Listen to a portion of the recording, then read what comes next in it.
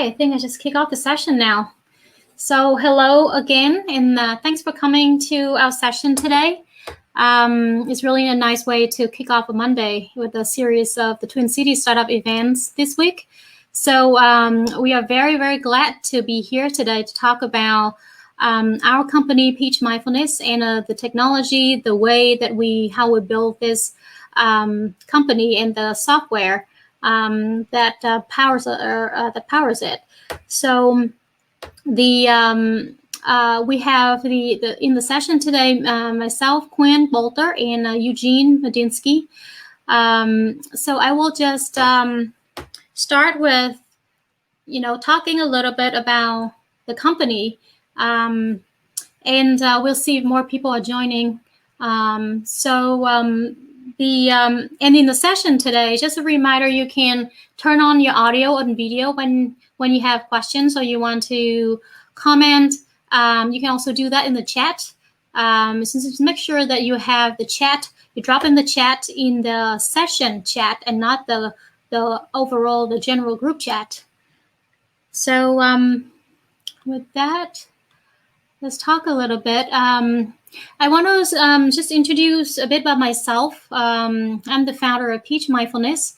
I have worked in technology for over 10 years in different tech companies and in multiple roles. I started off as a software engineer, and then I moved to working at Nokia on the East Coast, and then I transitioned to be a product manager at Microsoft, and I explored different roles at Microsoft and Nokia at that time, and eventually I ended up being a lead data scientist at Target and moved to the Twin Cities.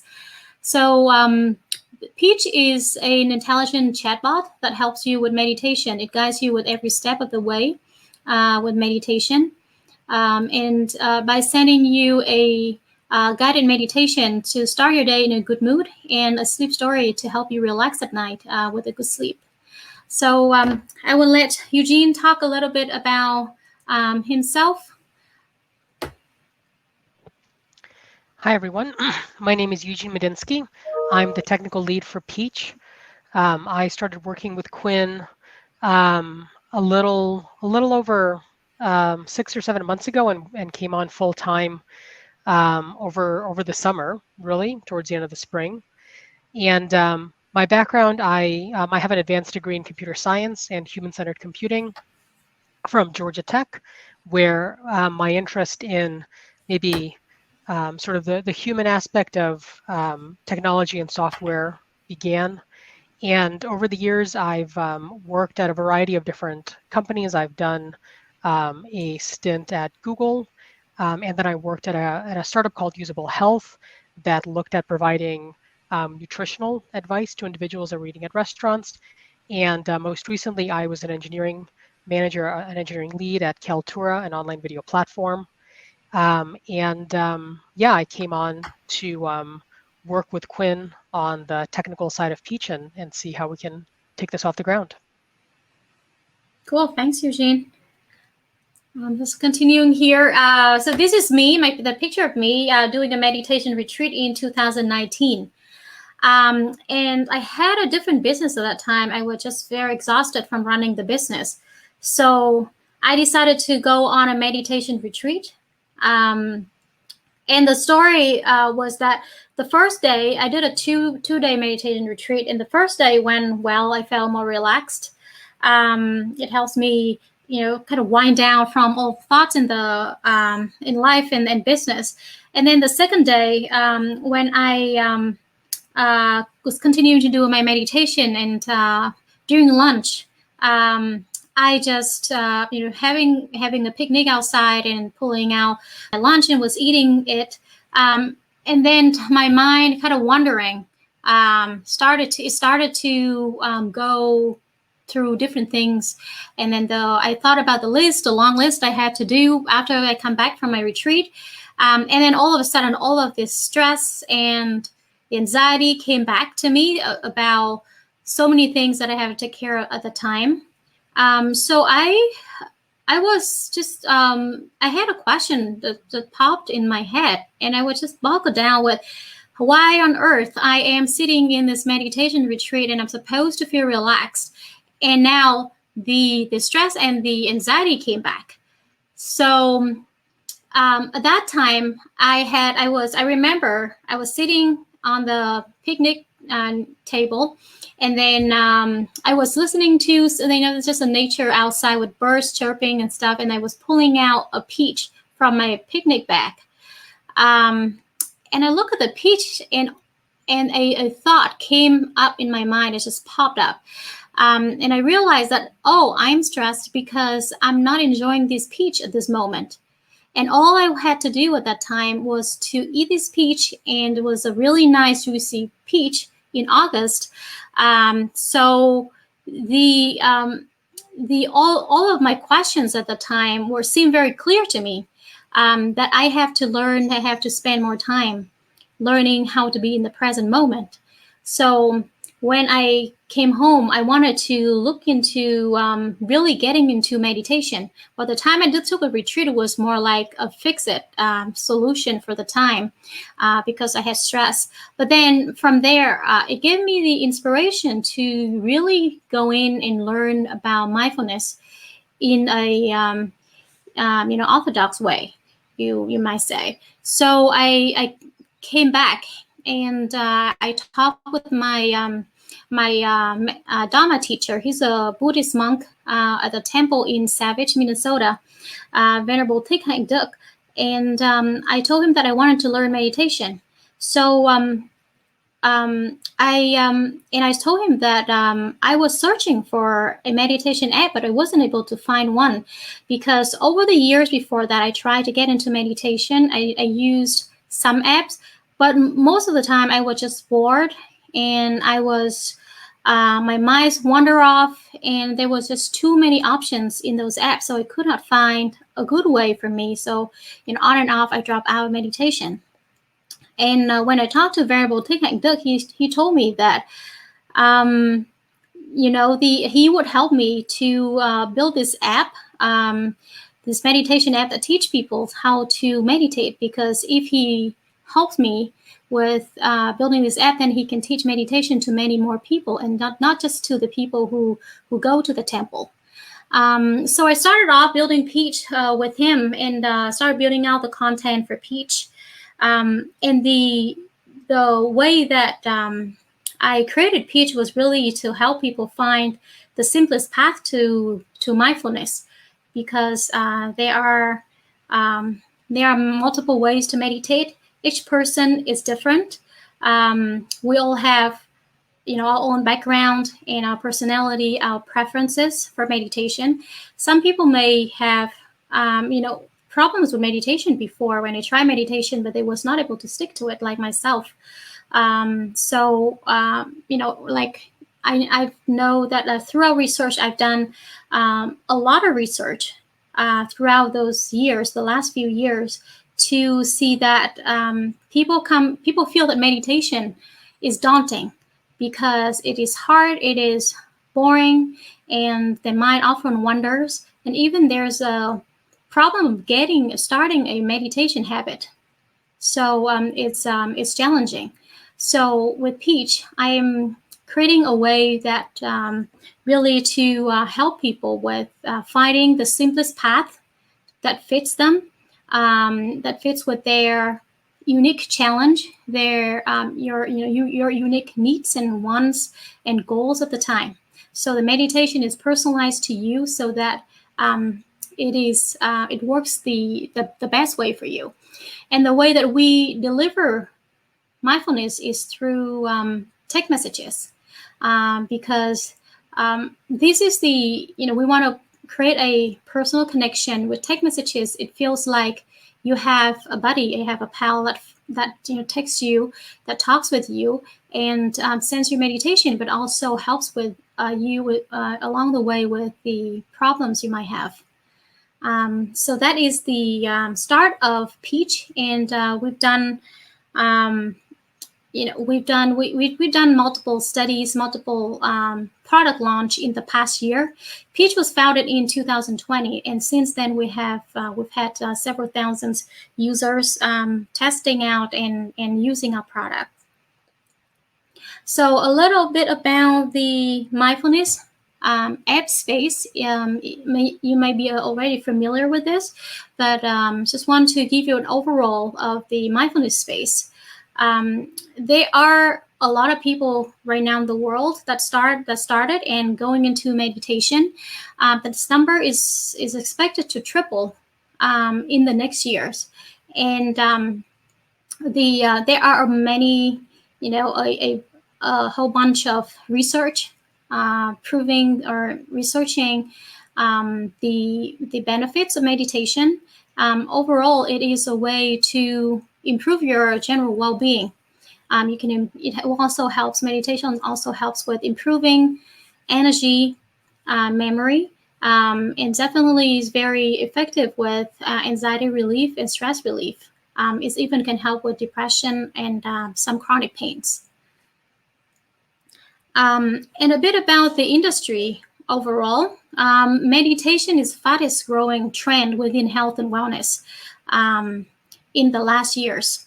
So right now there's a really right now the problem with stress and depression are really increasing, especially from last year when we went through the pandemic.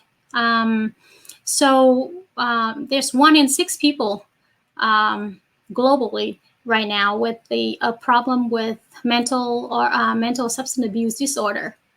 And that can, that's why it explains the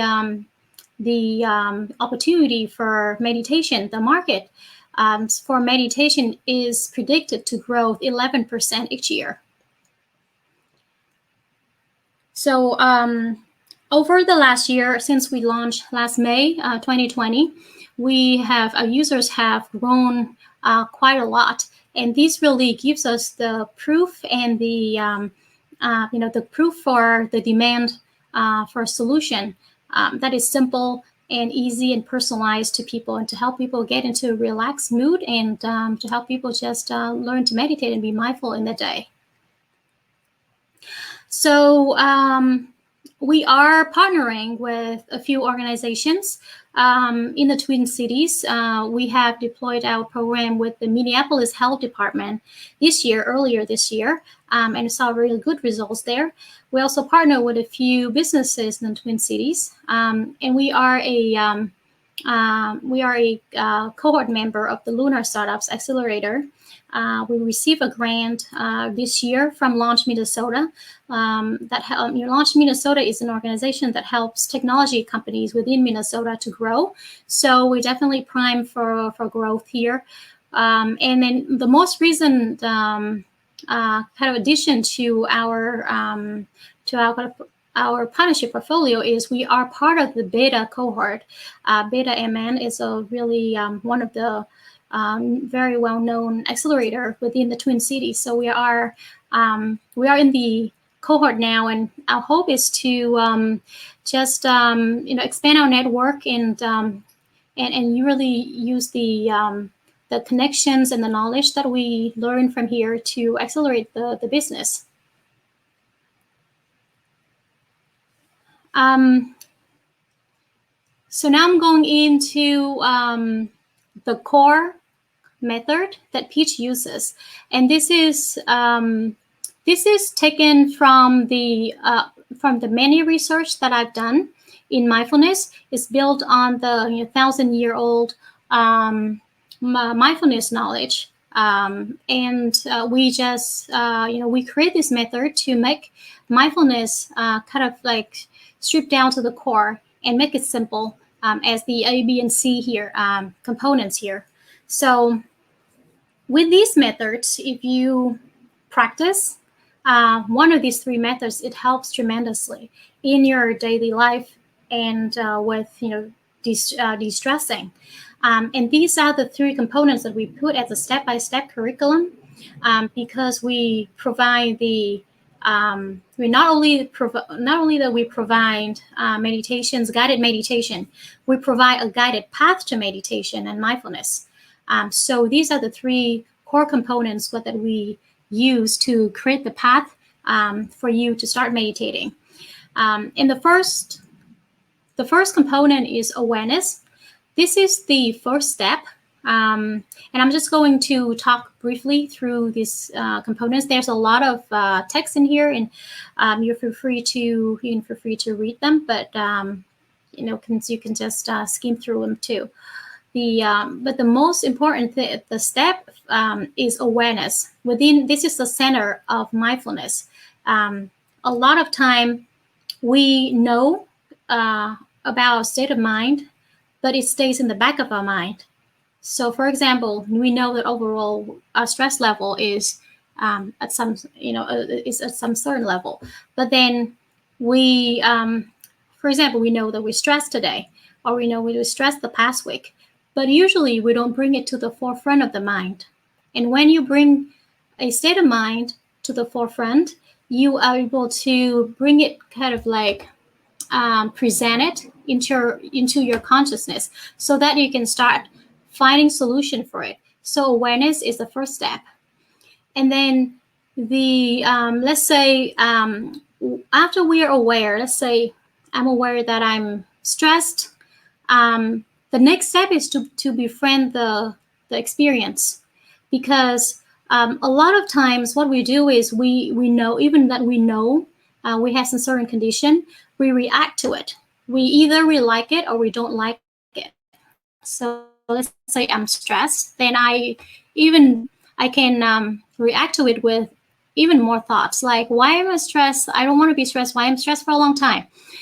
So those thoughts worsen the scenario, the situation in the beginning. Maybe you are a little stressed, but then once you add more thoughts and even more emotions to it, the stress gets bigger and bigger. So with the second step, befriending the situation, we're able to soften our reaction to the circumstance. And then in a way, by befriending the circumstance, we are able to, change our state of mind from being reactive to being active.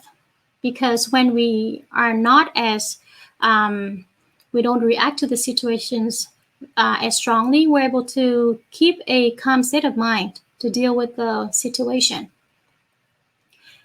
And the third step here is curious. Curious means just to observe the mind, or to observe things around us with the friendly attitude that we have practiced in the previous step. And just observing the situation. Once we befriend the situation, we can observe the situation. And really, there's another, there's a small step here. And I should say it's D, it means detach. So when we observe a situation, we can observe it in a detached manner, meaning we are not part of, when we kind of jump out of the situation and observe it, we are able to detach ourselves from it, and we're able to find the solution or just get more calm by doing that. So the ABC methods here is the core content of our curriculum designed for our users. So each users can have different ways and methods depending on their goals, different content depending on their challenges with meditation. But these are the three core components of meditation, of the method that we have built and applied in the curriculum.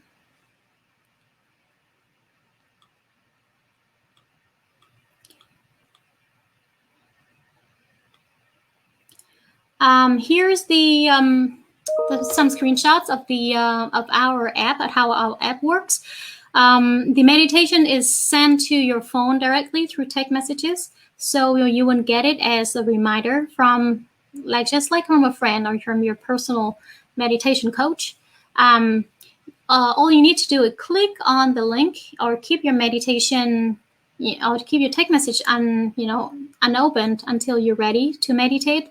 When you are, you can click on the link, and it will bring you to your meditation. So it's pretty simple. And then you can also text Peach on the second screen here. Somebody can text, I need focus, and Peach will process the user text and send back a meditation relevant to the user at the moment.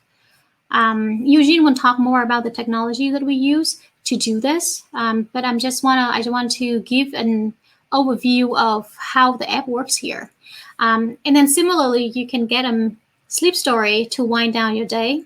Our sleep story has a unique method of combining binaural music, so sound, with meditation content to help people sleep. And this is the meditation that you receive daily. It opens up in your browser. You can just play it within your computer or your phone. And it's quite easy. There's no login, there's no app installation. So from here, Eugene will go deeper into the technology and things under the hood. And feel free to take it over from here, Eugene. Okay, great. Thanks, Quinn. And hello, everyone. Quinn, just an FYI, you are still screen sharing. Oh, sure. Let me screen. Just as a reminder. So I'd like to dive a little bit deeper and talk about how we built our user experience through conversational agents. And our hope is that this could be interesting to folks in any industry where conversational agents are beginning to appear. And of course, as Quinn mentioned, we're looking for new ideas as well as partners and collaborators. So do get in touch if this content is relevant or interesting to you or to whatever it is you're working on. So chatbots and conversational agents are really, in a way, old news these days. They're all around us. You probably have several on your person as well as in your home, from Alexa, who, if she was listening, would probably wake up now, or Siri, or any of the other sort of host of assistants that we now carry with us. And these are great, but by and large, they're known for transactional tasks. They help with shopping, with customer service, and very importantly, they serve as knowledge bases for trivia. This is something they can scour the internet for and get back to you with very efficiently. But by and large, they're not known for their impact on mental health or ability to deal in psychological issues.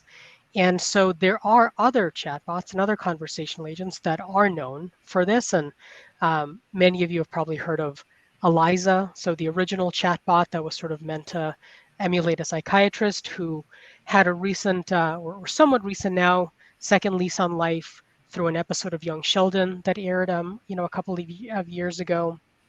But in general, this is sort of seen as a gimmick. And on the flip side, you do have some emotionally aware chatbots that are really purpose-built for certain things, or they're quite sophisticated, maybe academic in nature. And so this is an example of a kind of a virtual friend named Replica, who's gotten some attention on the media recently. And these can be very engaging as far as their ability to have a reasonable conversation, but they rarely do anything, right? They're there to chat, and they're not really connected to any other aspect of your life. They don't have real world agency. And so at Peach, we're looking to develop a conversational agent that has both properties. We want our agent to respect and respond people's emotional experiences, so to be emotionally aware.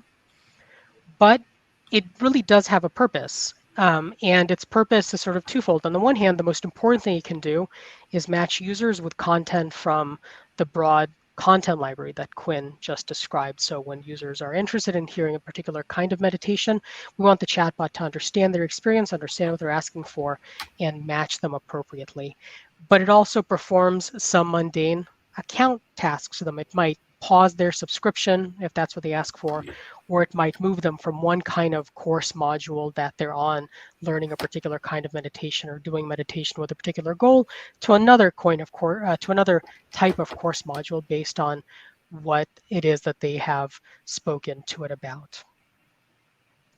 And so this is our challenge, right? We want to use the best available tools that are out there to accomplish these goals and create a meaningful and a delightful user experience around which we can build a business. And the way that we have gone about doing that boils down to what I think is one of the most powerful words in technology, especially at startups, and that's bricolage. And bricolage is the construction or creation from a diverse range of available things. It tends to be applied to art. But in other words, it means doing what you can with what you have. And fortunately, for us and anybody else working at the space right now, you have quite a lot of tools at your disposal to build these kinds of engaging experiences. So we use several tools at Peach to create what we think is a compelling experience. It responds to people's emotional experiences. It is also able to conduct purposeful activities, again, whether that's kind of matching users to content or doing something much more mundane like handling what is effectively a customer support request over the same channel. And we do this by combining 4 different kinds of tools. We use survey assessments. We use a particular kind of advanced conversational agent that we have customized for our needs. We use NLP sentiment analysis. And we also are using the engaging kinds of modern messaging tools that we'll talk about in a second. We begin our user's experience with survey assessments, and this allows us to quickly learn about our users. Specifically, we use Typeform, which you may or may not have used in the past. You've probably used it even though maybe you didn't know what it was. We use Typeform in our onboarding and periodic assessments that we do. And basically, in a few survey questions, we can learn a lot about our new users' motivations and goals when it comes to using our service. And this allows us to build a foundation right away that the conversational agent can build on to better tailor their responses to what the user is known to be doing in our system. And if you haven't used Typeform, it is itself a conversational experience that allows you to collect survey data in kind of like a beautiful and very modern UX kind of way. It is also mobile first, and we know that most of our users are using Peach on their smartphones. That's where they're texting with it, and that's of course where they're signing up and mostly doing things like listening to meditations. Next, for the core of our conversational experience, we use a system called Dialogflow. Dialogflow is a service that's part of Google's cloud platform offering. And Dialogflow is an advanced conversational agent. It goes well beyond what, me kind of before I dug into the space and maybe, many others out there think of what it means to build a conversational agent, which tends to have meant in the past, you have decision trees and certain kinds of keywords that you teach the agent to look out for. Dialogflow is much more fluid and much more natural. You give it a lot of training data, and then it begins to understand what they call user intent. So what is it that the user is trying to do with your system? It is very good at understanding and processing natural language. It deals with spelling mistakes and irregular grammar, and generally is quite good at capturing natural human conversation rather than just looking for particular kinds of catch phrases or catchwords that you might have used in the past with other kinds of systems. We also, interestingly, use IBM Watson. You've probably seen Watson from its win at Jeopardy and maybe some of the other things that IBM is trying to do with Watson that are very sophisticated. IBM Watson has a built-in language sentiment analysis feature. So you can feed it some text and it will tell you what is the sentiment of that text. Is it positive affect or negative affect, neutral affect, and if positive or negative, how strongly is it positive or negative? And we use sentiment analysis to allow users to send us open-ended requests. And you'll see how that works in a moment. But basically, if somebody sends us a message and we're not sure what they're asking for, we can send it through Watson and then try to do our best to see if maybe that person is looking to deal with a particular kind of emotional problem, whether that's a positive emotion or a negative emotion, or whether this looks like it could be a desire for them to do something with their account that maybe we have not yet built into the agent, in which case we can queue it for management by a human being, rather than automated management by the conversational agent. And finally, in addition to text messaging, we're looking at the various kinds of modern messaging platforms, and these provide engaging methods to do creative and delightful and unique user experiences. All of these allow conversational agents, or bots, as they sometimes call them, on their platform, and they provide special kinds of experiences that are sometimes only available to bots. So, for example, Messenger by Facebook and WhatsApp and Telegram. These messaging platforms are very popular, as I'm sure you're all aware, and we see this as an important future direction for Peach. While currently, hands down, the most popular communication channel for our target audience is text messaging, that could change with time, and integrating with these services would be a very important way to reach a broader audience down the line. So let's take a quick look at how we bring all these tools together to create the experience that we do with Peach. This is kind of a very high-level diagram that I'll walk through how all these pieces walk together. But you can imagine that at the beginning on the left side, users send us various different kinds of messages. Let's say today that's through text messaging, or maybe through one of these messaging platforms. And they could ask us something kind of pedantic, like, hey, I've been busy, can we do the course that I'm on? Can we just repeat all of last week? Or maybe something a little bit more personal, like they're having trouble getting to sleep and they'd like for us to send them a sleep story. Or maybe something even more general, as you can see the last kind of message that we get, and that might be something where users are describing a sort of emotional frame of mind to us, and we want to see whether we can assist them by one of the pieces of content that we have in our content library. And so the way that this starts is, of course, we receive the text message, and the first thing we do is we pipe it through Dialogflow. And Dialogflow has a lot of different things that it can look for in the user message and try to match to the various kinds of services that we offer as top-level, features. And these can be more on the account management side, like they could ask to do something with their account, or they could ask to change the kind of content that they're seeing day to day in these morning meditations that they get. Or for some specific kinds of meditations, Dialogflow does know about things like, for example, sleep stories, and it can send meditations in response directly when it's fairly confident that the user is asking for a particular kind of meditation that we have isolated as something that we really want to make sure we want to be able to give users correctly when they ask for it. But if we have something like the last message, for example, Dialogflow may look at this message and kind of come back and saying, look, I'm not really sure what's going on here, in which case we take that message and we pipe it through IBM Watson. And Watson gives us that sentiment analysis on the message. So in this case, it might say that this is a positive affect message, which would allow us to try to match this user with content from the library that fits that kind of affect. And so in any case, whether we have actually determined exactly what the user is looking for, or whether we are having Watson give us a hint as to what the user might be looking for, at the end of it, we want to send back a personal message that meets the needs of the users, and that's going to be the output of the system. And so we can take a quick look at how this kind of conversation could look like. And in this case, I'm actually using the Messenger, the messaging app, I guess, and a potential conversation that you can see a user is having with Peach. Begins with hello, and we can respond to them. And then they ask us for something, in which case this is that request for the sleep story, and we provide them that, with a sleep story from our library. But if you take a look at this in a little bit more detail, and if we go through it step by step, you can see how all these tools are working together to provide what we need, and on top, kind of leveraging the unique capabilities that tools like Messenger and also WhatsApp and Telegram bring to the table. First of all, this is a user that's using natural conversational language to ask us, to speak with us. The fact that there's a spelling mistake or maybe some irregular grammar is completely not phasing Dialogflow, and it can take that message and parse it and properly understand that at the end of the day, this person is looking to get a sleep story from Peach. And if you look at the way that we can control the conversation on the response, we can use a lot of the same,